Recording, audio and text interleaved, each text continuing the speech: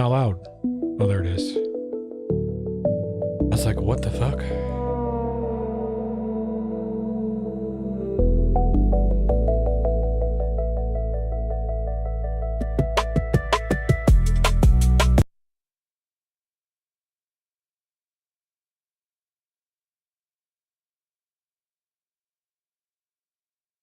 Let's go.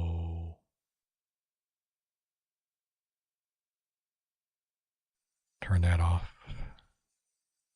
What the fuck?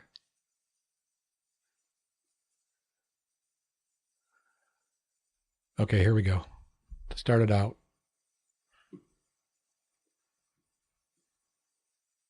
Se eu fosse ao Irã, antes da América não tinha Muy importante. muito importante. O Obama não queria que eu fosse ao Irã.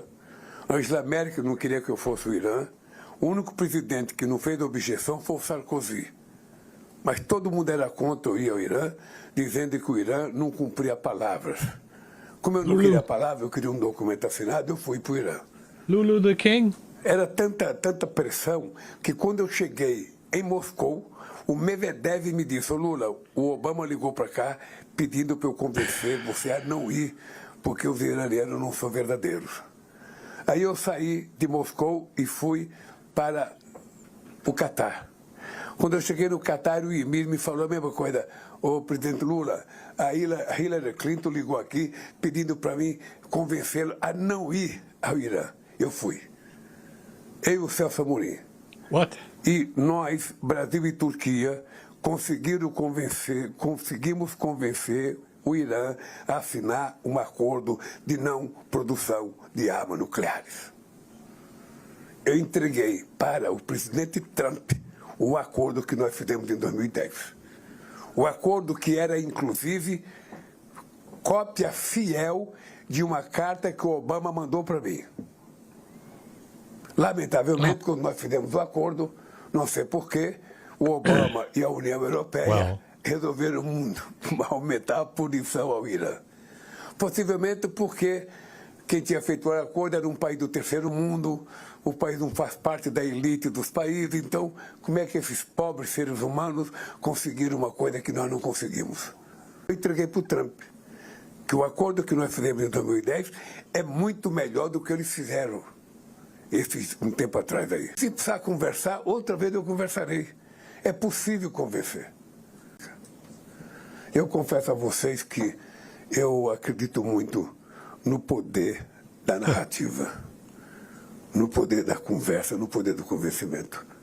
Então, isso foi para mim muito importante, sabe, para conversar com o Obama. Me entreguei para ele, está aí, sabe, o documento. Leia.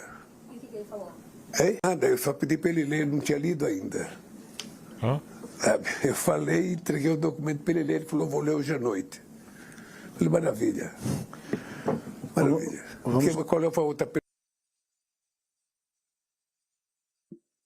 Okay, dude. Fuck.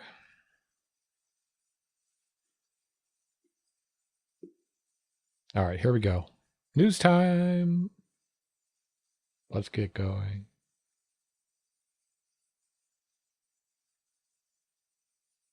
Yep. It's one of those days, eh?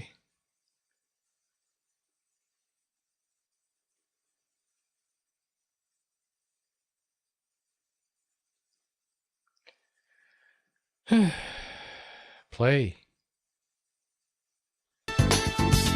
Welcome to Democracy Now!, democracynow.org, the War and Peace Report. I'm Amy Goodman, today in Austin. Israel's bombed Beirut for the first time since mid-April, when it agreed to a ceasefire with Lebanon. Israeli officials said Prime Minister Benjamin Netanyahu personally ordered the attacks on Beirut's southern suburbs, which reportedly killed a Hezbollah commander.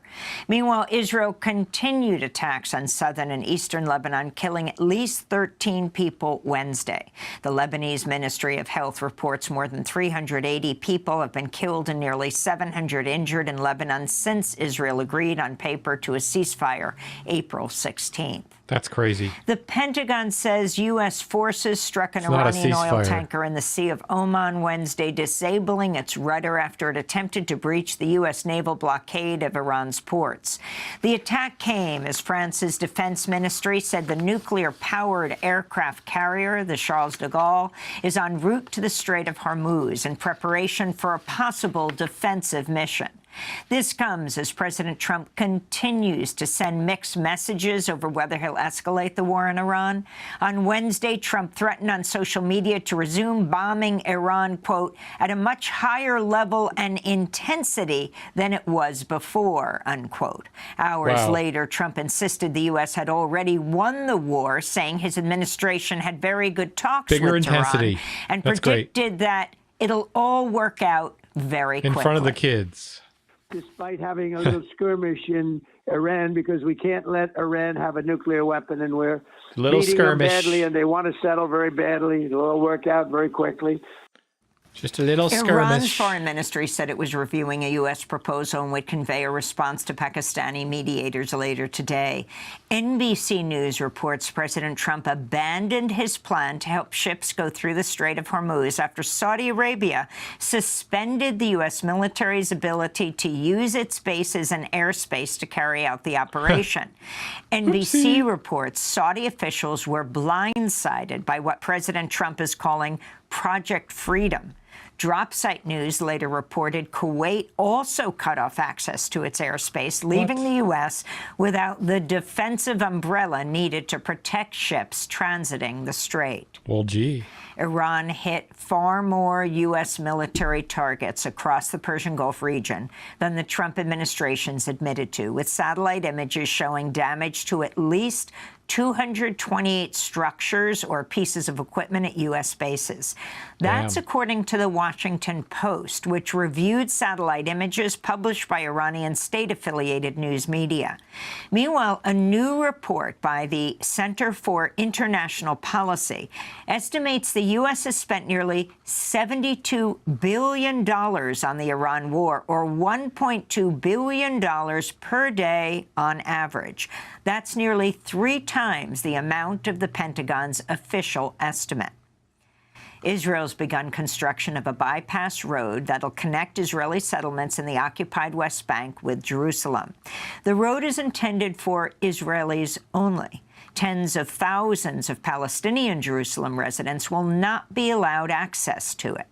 Israel's transportation minister praised the highway, saying it will bring 1 million Israelis to the West Bank. In the Gaza Strip, the UN Agency for Palestinian Refugees warns the spread of rodents through the majority of Gaza's overcrowded tent camps is leaving the population at much higher risk of disease. Children, in particular, are prone to rat bites, and rodents can spread diseases, including hantavirus, which is often fatal. The United Nations is calling on Israel to immediately and unconditionally release Spanish national Saif Abukeshek and Brazilian citizen Tiago Avila, who were seized at gunpoint from the Global Samud flotilla last month and continue to be held without charge. An Israeli court extended their detention until May 10th. On Wednesday, Palestinians rallied in Gaza City in solidarity with the two detained activists. This is Taysir Mohsen, a civil society activist in Gaza.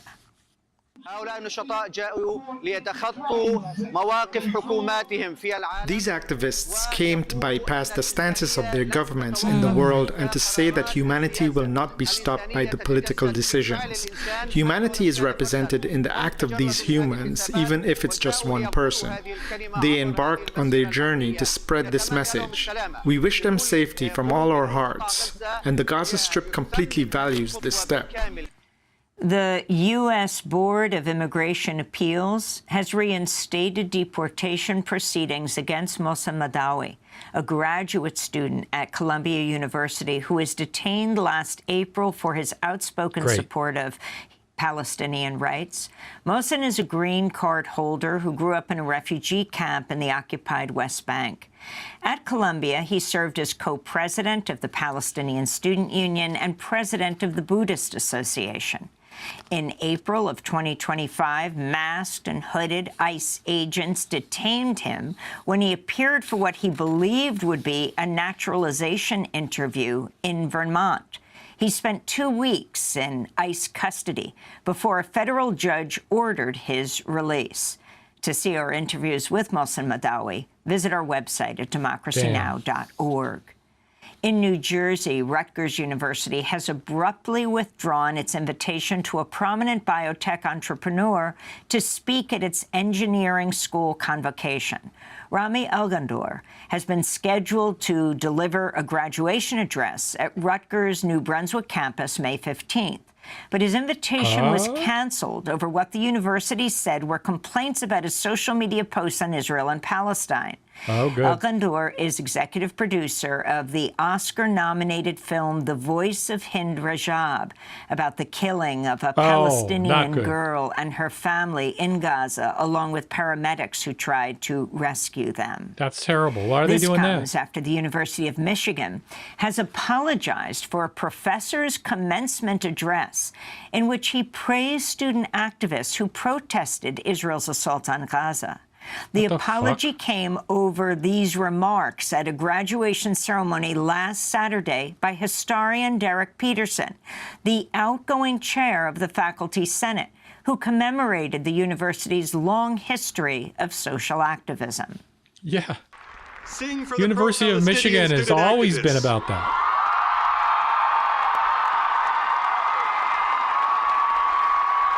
My king. Who have, over these past 2 years, opened our hearts to the injustice and inhumanity of Israel's war in Gaza. The University of Michigan president, Domenico Grasso, later called those remarks, quote, hurtful and insensitive to many members of our community, unquote. Peterson said he was mystified by the response. He told CBS News, quote, having an open heart to other people's suffering is a fundamental human virtue, unquote. A few hundred pro-Palestinian protesters gathered outside a New York synagogue Tuesday to demonstrate against an expo called the Great Israel Real Estate Event, featuring properties for sale in Israel, including in the occupied West Bank. The event's website included references to listings in Gush Etzion, a group of settlements in the West Bank located southeast of Jerusalem that are considered illegal under international law. New York City Mayor Zoran Mamdani condemned the event. When we have a real estate expo that is promoting the sale of land, which includes the sale of land in occupied West Bank, in settlements that are a violation of international law, that is something that I firmly disagree with, and that I also believe that many New Yorkers firmly disagree with, because it has been at the heart of an ongoing effort to displace Palestinians from their homes. Russia fired dozens of drones at Ukraine overnight, disregarding a ceasefire announced by Kyiv that took effect at midnight. A Russian drone strike hit a kindergarten in Ukraine's Sumy region, killing at least one person and injuring 2 others, Ukrainian officials said. Russian strikes also killed 6 people in Kramatorsk and 12 in Zaporizhzhia. Russia has threatened a massive missile strike on Kyiv if Ukraine takes any action to disrupt its Victory Day commemorations May 9th. In Tennessee, hundreds of protesters marched to the state capitol in Nashville Wednesday as lawmakers unveiled a gerrymandered congressional map that could see Republicans take control of all 9 of Tennessee's U.S. House seats. The General Assembly is expected to vote on the new map as soon as today. This comes after Tennessee lawmakers repealed their state's longstanding ban on mid-decade redistricting, and after the recent Supreme Court ruling gutting the Voting Rights Act set off a scramble by southern states to gerrymander congressional districts ahead of November's midterm elections. The FBI searched the Portsmouth, Virginia office of State Senator Eloise Lucas, the Democratic president pro tempore of the Virginia Senate, on Wednesday. A marijuana dispensary she co-owns, located near her office, was also raided. Authorities speaking to the Washington Post said the probe involved allegations of bribery related to the cannabis dispensary. Lucas has not been charged and was sent back home. Lucas cast the raid as political intimidation and linked it to her role leading Virginia's redistricting effort this month. In a statement, she said, quote, "What we saw fits a clear pattern from this administration. When challenged, they try to intimidate and silence the voices who stand up to them," unquote. What's good for you isn't good for the gander, huh? Meanwhile, the FBI has reportedly launched a criminal leak investigation focusing on Atlantic journalist Sarah Fitzpatrick, who wrote a detailed story last month reporting that FBI Director Kash Patel's alleged excessive drinking and erratic behavior had caused deep concern among agency officials. Investigations into leaks typically target government officials suspected of disclosing classified material, not the reporters who receive and publish it. The FBI is denying that it's investigating Sarah Fitzpatrick. This comes as Fitzpatrick's latest piece details how Kash Patel has been reportedly traveling with a supply of personalized branded bourbon engraved with the words Kash Patel, FBI Director.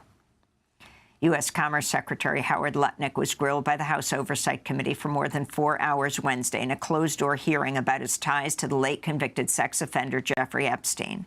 Justice Department email records show the two were in contact years after Lutnick claimed to have severed ties in 2005. Democrats accuse Lutnick of being evasive and changing his story. This is Democratic Congressmember Yasmin Ansari. After what we have seen so far in this transcribed interview, I feel very comfortable saying that Howard Lutnick is a pathological liar who is enabling the most egregious cover-up in American history. Separately, a federal judge released a purported suicide note from Jeffrey Epstein on Wednesday, discovered by his former cellmate, who said he found it tucked inside a book in their shared cell following Epstein's first unsuccessful suicide attempt in July 2019.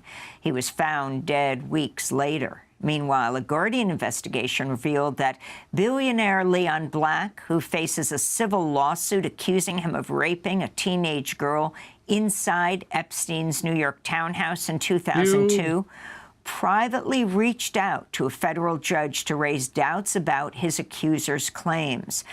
The judge later reversed a $2.5 million award previously granted to the accuser. In an exclusive statement to The Guardian, the accuser, known as Jane Doe, said, "Justice is not always blind. It is often shaped by power, access, and who's able to withstand the process. I'm still here. That's crazy. And I'm not done," she said. And in related news, President Trump asked a federal appeals court Tuesday to pause its ruling rejecting his challenge to E. Jean Carroll's $83 million defamation case against him, clearing the way for Trump to appeal to the Supreme Court. And those are some of the headlines. This is Democracy Now!, democracynow.org, the War and Peace Report. I'm Amy Goodman in Austin, Texas, with Nermeen Sheikh in New York. Hi, Nermeen. Hi, Amy. Thanks for watching Democracy Now! On YouTube. Subscribe to the channel and turn on notifications to make sure you never miss a video. And for more of our audience-supported journalism, go to democracynow.org, where you can download our news app, sign up for our newsletter, subscribe to the daily podcast, and so much more.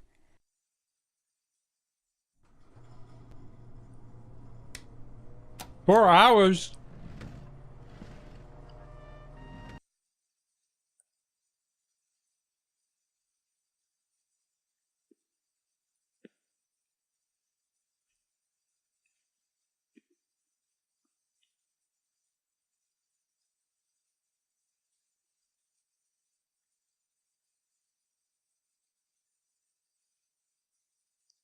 Bro, that video's too long. Marco Rubio was on television, or, you know, was giving a press conference sometime yesterday for, I think, like an hour and a half, basically justifying Project Freedom. And then they reversed. Project Freedom, which was to guide ships through the Strait of Hormuz, presumably because we have the biggest oil shock perhaps ever, lasted 2 hours. One ship may have gotten through. There were also reports of refuelers being shot down. One whole ship. It's very difficult to get actual information out of there. And I don't know why it is so difficult. I mean, we're only now a month plus into it, finding out that the Iranians were able to inflict, I don't know if devastating is the right word, but serious, debilitating strikes on over a dozen U.S. bases. I think it was like 16. And now like satellite photos are coming out and people are seeing like, oh, wow. So the potential that Iran was able to inflict a lot more damage on our, Project Freedom than has been reported is very possible. We just don't know. And in that instance, what would you do if you were a major news organization and you were talking to Donald Trump's closest fans, the sort of like the white-knuckled hanger-ons in the Republican Party, which is, to be honest with you, like 85% of the Republican Party. Would you go on and say, fog of war, we're not sure exactly what's happening? It is strange that you would institute a policy and then reverse it 2 hours later? Or would you say Donald Trump is a genius and is performing 64 multi-dimensional chess? Yes. We report, you decide. Go ahead. The president says, based on the request of Pakistan and other countries, we have mutually agreed that while the blockade will remain in full force and effect, Project Freedom will be paused for a short period of time to see whether or not the agreement can be finalized and signed. We suspect the president is letting the Iranians save face. The enemy just yesterday said they controlled the strait. That was obviously a lie. And watching the Americans escort ship after ship out of the Gulf and them not being able to do anything about that was going to be humiliating. Not only were they going to lose whatever military prestige they had left in the region, pause it for 1 second. Is he saying now, is he saying hypothetically seeing the U.S. usher ship after ship through the Gulf? Is he saying hypothetically, or is he claiming that's what happened in those 2 hours? Incidentally, oil is not shipped on hovercrafts that go that quickly. Also, you know how Trump doesn't like to humiliate people. Yes, go back a little bit. I mean, this is... I like to take the high road when possible. Are they going to lose whatever military prestige they had left in the region? Their negotiators weren't going to be able to fight for their position after they lost their last bargaining chip. The commander-in-chief must believe that the Iranians are serious about surrendering if he's going to pause Project Freedom for the sake of a deal. Because you could also continue Project Freedom during the negotiations. You do want to get these foreign ships moving. The president must know what he's doing. And we're about to find out how insane in the brain the regime really is. Which one? That is exactly. That is the amount, just the absolute shamelessness to be able to say those words. I mean, the guy who wrote those words, I think, is like, I'm proud of myself. This is a great piece of fiction. But to say those words and know, I'm not shooting some type of ad or movie or TV show. I'm not playing a newscaster. I'm actually a newscaster, and I'm saying these things. The White House must know what they're doing. It's just geriatric bedtime stories. It really is. It's like Life is Beautiful for 69. It's like Peter Pan, except for you're just 85. This original Trump tweet is very funny. We have mutually agreed that while the blockade will remain in full force and effect, Project Freedom will be paused. That's like someone saying we have mutually agreed that our friendship will remain in full force, but Project Our Relationship will be paused for a short period. It's true. Oh my God. Shit. I cannot believe that this guy can say this with a straight face. So the idea, just to be clear, they start Project Freedom. Right. Within, I don't know, like 15 minutes, the Iranians get together and go, oh, guys, we are so screwed here. We have no options. We have absolutely no way of stopping this. Let's contact the White House right now and say, we're willing to negotiate. Let's get to an agreement. And so maybe that takes 5 or 10 minutes. Somebody's got to find the phone. And they call the White House, and, Trump has his secretary answer the phone. It's the Iranians. They want to have an agreement. Okay. Let me just check with Pakistan. And within they're so efficient. Within 45 minutes, they're like, stop. We're going to stop Project Freedom. Yep. Because it really occurs to me that these guys. You're getting so fast. I wonder. That's this is a legitimate question. Do you think at the White House they're enraged or beside themselves that Waters was able to figure out what's going on? Oh yeah. Because now the Iranians, who must be monitoring what Jesse Waters is saying, oh yeah, they know that the whole point of us was to save face. Don't humiliate them. And now, everybody knows that Waters knows that we're actually embarrassed. We can't go forward with this. He's blowing up the deal. I know.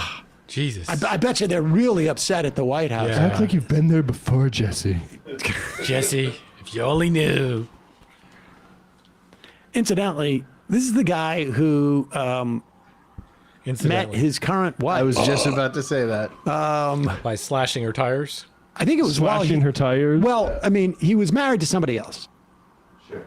And then to meet this wife, the way that he sort of put themselves each other in a position. Too. Well, she was already a subordinate at his work. Right, but to his credit, he didn't want to have to say, maybe because the reason why he had his job was because the guy before him had said to his producer, we've got to get together and you're going to loofah my balls or whatever it was. It was because, and so he came up with the brilliant idea of slashing his producer's tires so that she couldn't leave the parking lot one night and he had to drive her home. Need a ride? And so this is a guy who, can think about 12-dimensional chess. Right. Yeah. 12-dimensional predation. Yeah. Oh, here it is. Say, baby, put down that pipe and get my pipe up. That's Bill O'Reilly. Oh, good. Yeah. What was the context for that one? Oh, that was the audiobook of his novel. Oh, right. Yeah.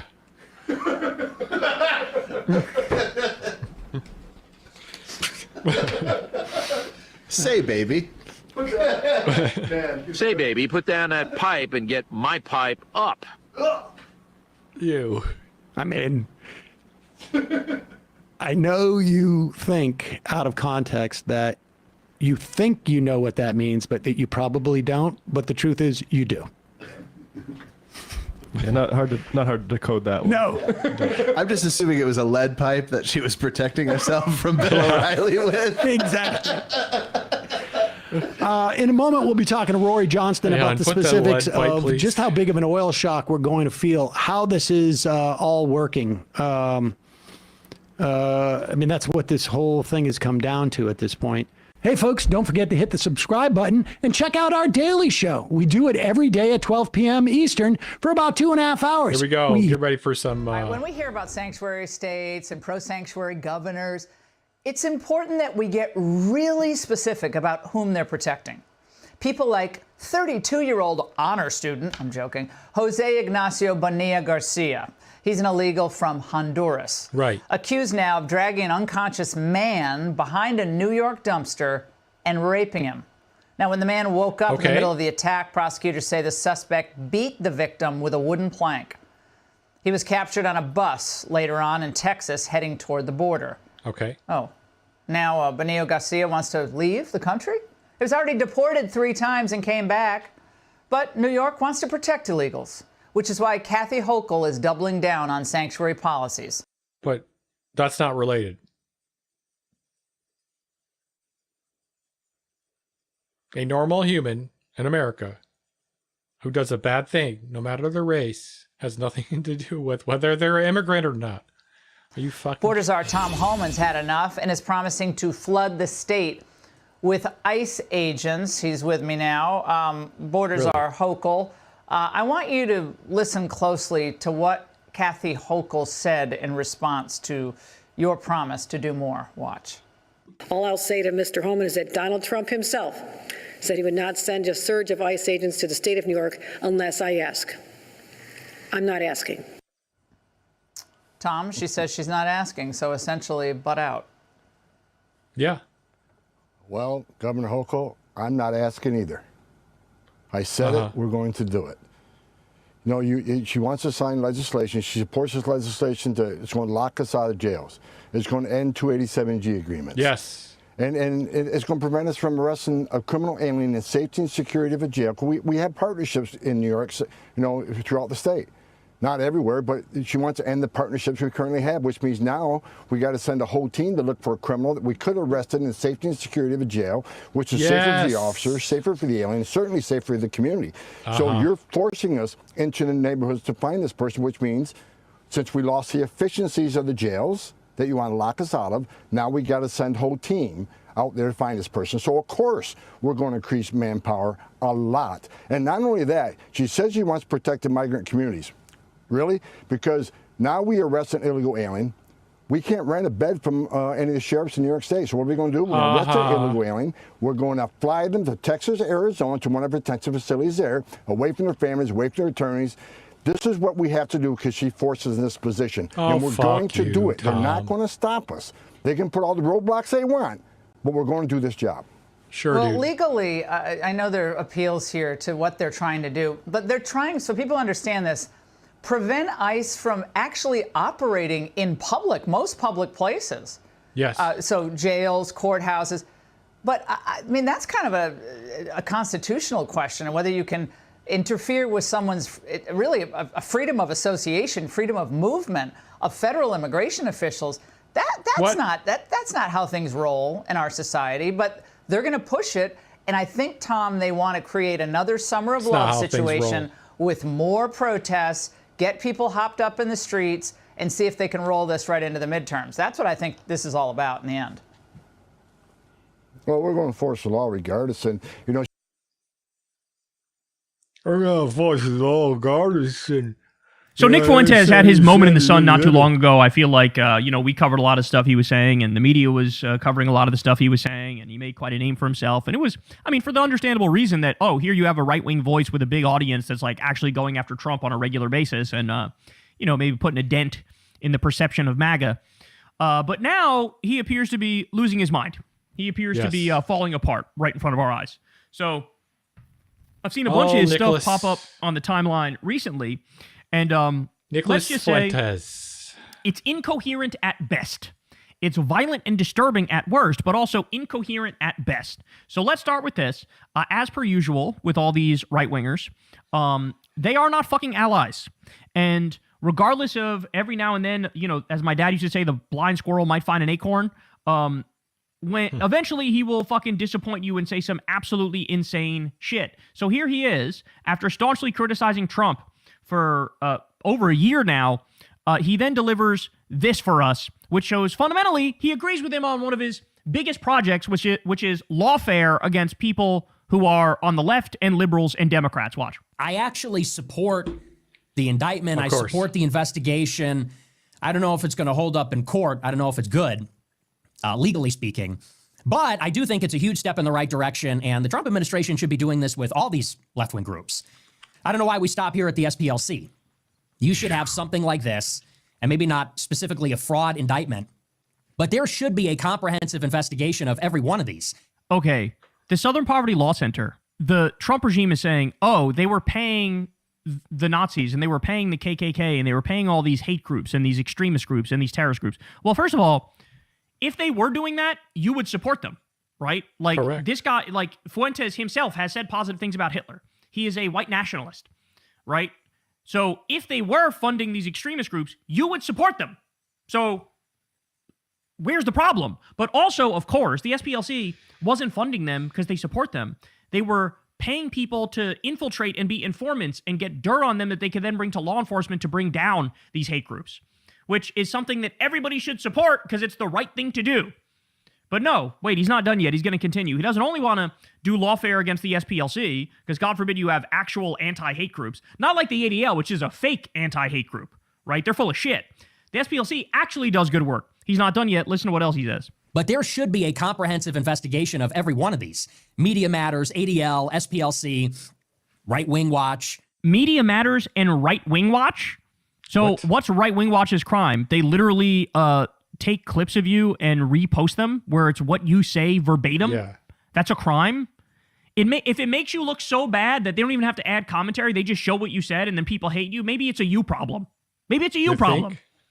But he's going after all Media Matters. Again, what's their big crime? They fucking watch Fox News and then post the clips from there when Fox News says ridiculous shit and then people watch it and go, look at these fucking idiots. Again, that's a Fox problem. That's a you problem. It's not a them problem. How is that illegal? How is that extremist? I mean, they're not even trying anymore, bro. This is just flat out fascist, authoritarian garbage. This is just like, we hate free speech. We hate the Constitution. We don't want to live with people who fucking disagree with us. So, like, just fucking lock them up. Try to lock them up in prison on some mucked up horseshit ass charges. That's what he's saying here. That's what he's saying here. Okay, but he's not done because, ironically, at the same time he's out there saying this, I think, was the same week he's out there saying this. You ready for this? Prepare yourself. I care about affordability. I care about foreign interventions. I care about the border. I'm a non-woke moderate Democrat. I think the GOP needs to be destroyed. I think the corrupt criminal government of Trump needs to be slowed down. We need to impeach the orange. It's time to put this nigga in a peach. Trump needs to be placed inside of a crystal. He needs to be impeached. This fat orange tiny hands needs to be impeached. And then in 28, no Vance, no Rubio. We have to burn down the whole party. He said, I'm a non-woke moderate Democrat. So let me understand this properly. You as a non-woke moderate Democrat want to jail the SPLC and Media Matters and Right Wing Watch. Come on, son. Come on. Oh, my days. Now, you could say he was joking. Towards the end here, he was being a little sarcastic by calling Trump tiny hands and orange and stuff like that, sort of leaning into the resistance lib gag. But he's serious when he says to burn down the Republican Party, because he said it 1,000 times before. He's serious when he says, fuck Marco Rubio, fuck J.D. Vance. He's serious about that. So when he goes, I'm kind of like a non-woke moderate Democrat. Like, no, bro, you're what we like to call confused. That's what you are. You're very confused. You actually don't know where the fuck you fit in. You don't know what the fuck you're doing. Yeah. You have a politics of pure spite. Yes, white nationalism is sort of the core of your political identity and your philosophy. But at the same time, you're sort of blinded by the fact that you're like a spurned lover against MAGA, where you feel betrayed, but now you're on a crusade against everything MAGA and everything Republican, to the point where you'd say stuff like, I'm a non-woke moderate Democrat, but also let's jail the fucking SPLC and let's jail Media Matters and Right Wing Watch and criminally go after them. Like, they're calling him the most incoherent man in America. That's what they're calling him. All right, but he's not done yet. Here's some non-woke moderate Democrat type stuff that he also was saying this week. We're already a non-white country. Get a grip. Get real, bro. We already live in Mogadishu. We already live in Islamabad. Have you been outside? LA, Chicago, New York. We live in hell. If you close your eyes and listen to him talk, you go, I bet he's a moderate Democrat. Yeah. Oh no, Nick. What's the point? Like, if you're a fan of this man, like, why? What's the point? Is the incoherence the point? Is it all a meme? Is it all a gag? Is it all a joke? Is it for the edgy boy stuff? Like, who gives a fuck about edginess? Like, that's a dime a dozen horse shit. Like, there's got to be something at the core of the edginess for it to be worth anything, right? Like, if it's just edgy for the sake of being edgy, it's like, congratulations, you're fucking Tom Green in 1998. Like, edgy's always been around. It's always been a thing. There's nothing particularly revolutionary or interesting about it. So what's the point? What's the point of this? Go after every single liberal and left-wing group in the country, but also I'm a moderate Democrat, so I kind of like those groups. But also, we live in N-word hell and Mogadishu and Islamabad, and my racism is so overwhelming that, I can't help but say things like this in 2026. So, I don't know, man. If you're still a fan of this guy, reconsider. What are you getting out of it? Is this making your life better at all? Like, what he advocates for, how would it improve your life? That's a serious question. How would it improve your life, what he advocates for? Oh, let's have a, majority white country. Okay, well, Trump has been engaged in a fucking crusade against immigrants this entire second regime so far. And guess what? People's lives are getting worse. Inflation is getting worse. Unemployment is getting worse. Gas prices have gone up. Things are getting, more horrendous by the day. So perhaps doing a massive crackdown on immigrants actually doesn't lead to a better country. It doesn't lead to a more prosperous country. It doesn't help you out by, Gestapo thugs cracking skulls of your brown neighbors, right? So what's the point of politics like this? It's fucking stupid. It's dumb. It's incoherent. Nothing good comes of it. Like, this is what the right offers. What does the left offer? The left offers, we want a higher minimum wage. We want everybody to have the ability to join unions so they can get higher pay, better benefits, more time off. We want paid vacation time by law. We want universal health care. We want universal education. We want free childcare. We want to tax the wealthy and redistribute that money to give people a chance at the American dream. Yep. That's what we want. And this just for starters, we want to end all the wars. We want to end the wars. That's what we want to do. We want to cut the military budget 50% and take that money and reinvest it in the American people. Funny enough, that's actual America First shit, not the fake virtue signal brand nonsense that the right does. America it would actually take care of this country first if you actually supported left-wing policies. So I reiterate, what's the point of right-wing politics? What is the point? Oh, I'm edgy. I said bad things. Oh, congratulations. What a wild boy you are. You said the thing you're not allowed to say. Oh, my goodness. Everybody clap for him. Everybody, he said the thing he's not allowed to say. Like, what's the point? What's the point of right-wing politics? Racism, super serving the Epstein class, bombing schools. Like, what do you get out of it? Well, anyway, one of the leading right-wingers is clearly falling apart at the seams and becoming more and more incoherent by the day. Hey y'all, do me a favor and like and subscribe. It helps out big time in the algorithm. Click the bell as well for notifications when videos drop, and watch that video on screen.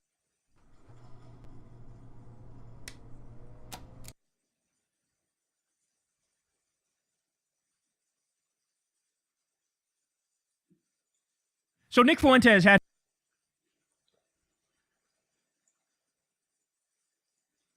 It looks like Ethan Klein accidentally revealed checking with the boys that the only account he follows on Twitch is Hasan. So this is absolutely crazy, Gavin. What was your reaction to this? Oh God, I mean, hilarious, predictable, and pathetic. Just like literally, of course, oh my God! As I think Hasan tweeted, he suffers from Hasan derangement syndrome. It's pretty obvious. Now it is kind of funny. I will have to say, it seems like, Ethan Klein was so obsessed with Hasan. He was like pumping out all this anti-Hasan propaganda. It seems like the whole mainstream media has caught up to Ethan. They're basically just printing their own versions of the Hasan Piker content nuke, but now it's like in the pages of the Atlantic or whatever, which is just hysterical. But it seems like Ethan has kind of moved on.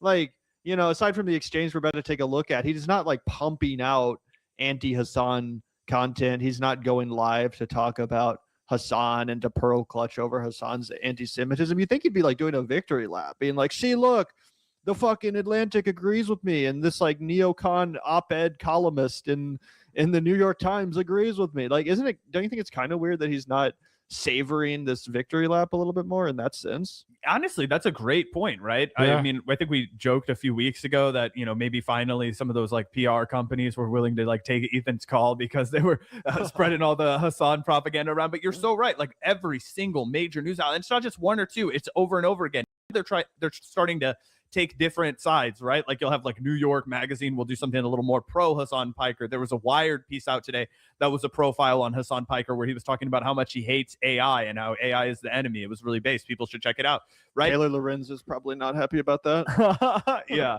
exactly. He's defending Hasan hardcore for the longest time. That's interesting. Yeah, so it's a good article on Wired. People should check it out. It sucks it's paywalled, so you got to use the Leapover app to read it. But either way, yeah, that's definitely strange. He seems to have taken the advice that you gave maybe 6 or 7 months ago on the show, which is that he needed to just lean back into like slop drama for YouTube. And the stuff that he's been putting out that actually is pretty popular is unfortunately like he's been doing a lot of gambling stuff, right? Which I think is like a low moral thing to do with your time, right? He's been doing all kinds of promotion of gambling, and that seems to be his like that he's paid to do, or just like, because I know they've done the poker kind of stuff. I don't care if someone just plays poker unless they're like paid to promote gambling. I think that's how he got the gig to play the celebrity poker, because he also promotes the gambling stuff on H3 now. But oh yeah, we took a look at that clip where previously he had said it was like the lowest thing you could do. Yep, and now he's hawking it too. And I think it's part of his like celebrity poker tour thing that he does. That is popular, but it's not as popular as the other thing he does, which is watching like Temptation Island or stupid shit like that and talking about all of the gossip between the couples that's going on there. I think that's actually what Ethan Klein is best at, and I think that was the advice that we gave him. So he does seem to be following that, and I wouldn't say it's brought him back to relevance, but he's consistently pulling like 10 to 15,000 live viewers from the YouTube H3, and they're getting clips that do okay numbers. He has that Caleb Hammer financial audit guy on all the time now who fucking sucks, but it's just a new lane for him. Yeah, it's interesting to see that he's kind of abandoned. Maybe he just got tired of it. It's like, how many times can you say the same thing over and over again, which is this guy is a scary, anti-Semite or whatever. But either way, let's take a look at the response to this tweet, because it is super funny that this was accidentally exposed, I guess, when he opened the Twitch tab, and then people are like, hey, who's that you're following there? The only one too. It's insane. But yeah, here's Hasan Wayne, and he gets the news during his stream yesterday, so we can react. Yeah, it was really funny when I found out this popped up on my For You page, but I found out that Ethan Klein only follows me on Twitch. Literally no one else, just me, which is a perfect indication of his mania. And I said, Hasan derangement syndrome is real. Ethan Klein accidentally revealed that Hasan is the only account he follows on Twitch. He has a long pause, but he gets back on the horse and dunks on him.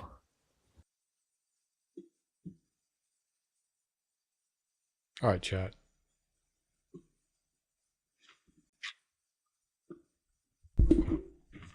That's it for me today.